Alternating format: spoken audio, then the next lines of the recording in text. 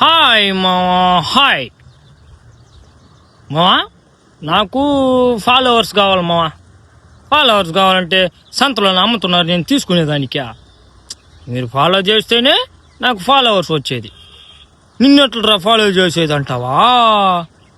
యో స్వామి, నా profile open చేయి, నా కంటెంట్లు చూడు.